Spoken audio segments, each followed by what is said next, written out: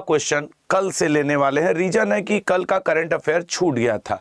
खैर, निम्न में से किस दिन भारतीय सेना थल दिवस मनाया जाता है?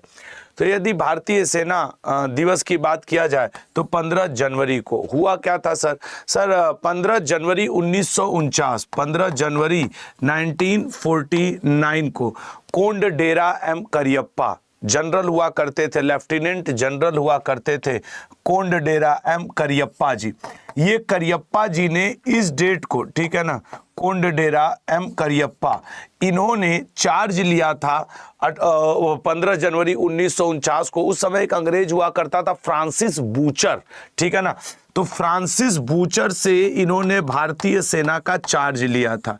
ये वजह है कि उस दिन क्या मनाया जाता है, आपके थल सेना दिवस मनाया जाता है।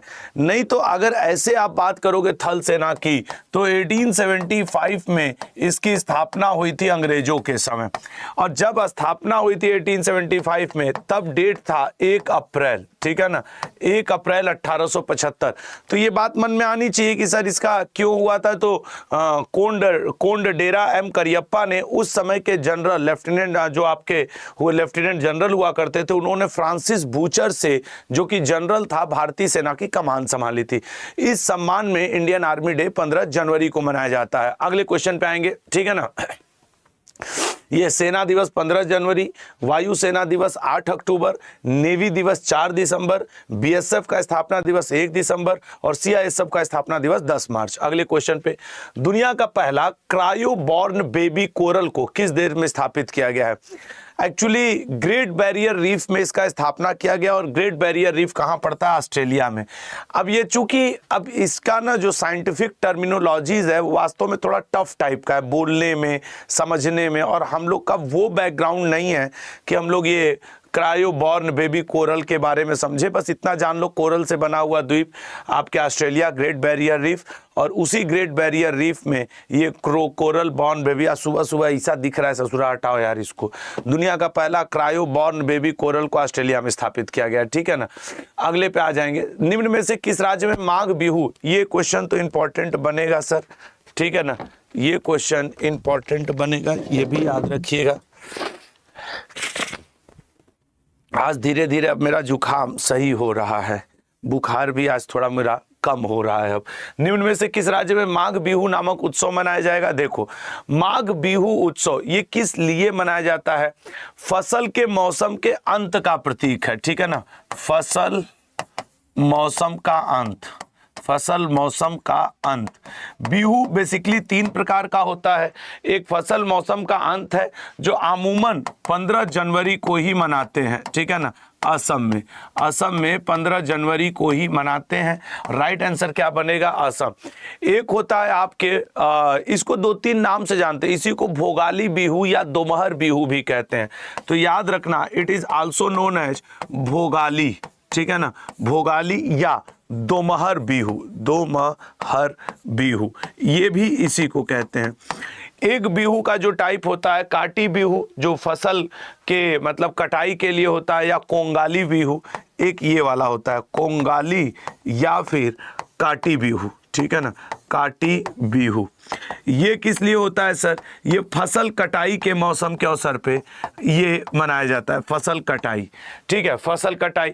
और एक होता है रोंगाली बिहू या बोहाग बिहू, वो कब मनाया जाता है? तो ये 3 प्रकार के होते हैं, रोंगाली या फिर इसी को कहा जाता है बोहाग, ठीक है ना, बोहाग बिहू। ये जब फसल आप लगाते हो उस समय फसल बुआई, ठीक है ना, फसल बुआई के समय इसको हम लोग मनाते हैं। तो बेसिकली बिहू 3 प्रकार का, दोमहर या भोगाली बिहू, कोंगाली या काटी बिहू और रोंगाली या बोहाग बिहू होता है, असम में मनाया जाता है। और याद रखना, ये जो है आपके माघ बिहू, ठीक है ना, इसी को आप माघ बिहू भी कहते हो, तो यहीं पे लिख दे रहा हूं माघ। ये जो है किस देवता को समर्पित है? तो ये भी अग्निदेव। ये किसको समर्पित है? तो अग्निदेव को समर्पित एक त्योहार है।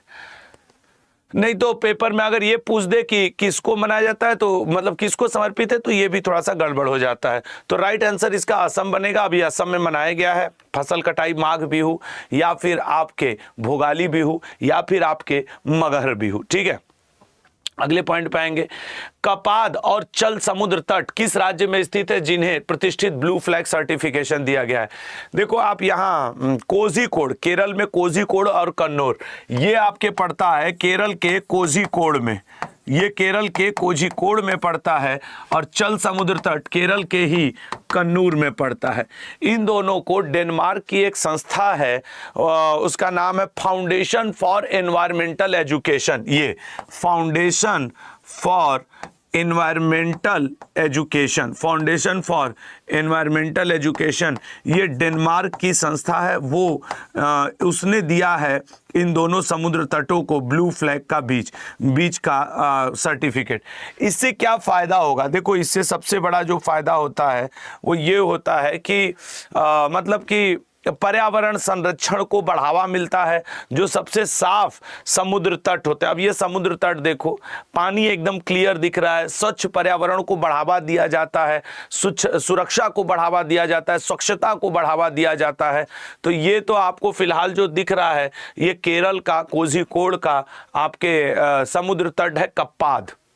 मतलब देख रहे हो, जिसको कहा जाता है कि आज ब्लू है पानी पानी, तो वास्तव में ब्लू है पानी पानी, लेकिन उसके लिए स्वच्छ होना बहुत ज़्यादा जरूरी है। खैर, अगले पॉइंट पे आएंगे। खो खो विश्व कप के पहले संस्करण का उद्घाटन हाल ही में किस शहर में किया गया है? सर देखिए, खो खो का संस्करण हो रहा है नई दिल्ली में। एक बार में 12 खिलाड़ी खेलते हैं, जिनमें से 9 मैदान में रहते हैं, 3 बैठे रहते हैं। ये भी इसमें जानने वाली बात है। और दिल्ली में 13 तारीख से शुरू हो गया है और 19 जनवरी तक चलेगा। सलमान खान इसके क्या हैं? ब्रांड एम्बेसडर हैं। सलमान खान इसके ब्रांड एम्बेसडर हैं। और खो खो नई दिल्ली के आपके जगदीप धनखड़ जी ने, उपराष्ट्रपति जी ने इसका उद्घाटन किया है। तो खो खो शुरू हो चुका है। अब इसका 19 तारीख को हम लोग डिटेल पढ़ा जाएगा कि भैया किसने जीता खो खो विश्व कप।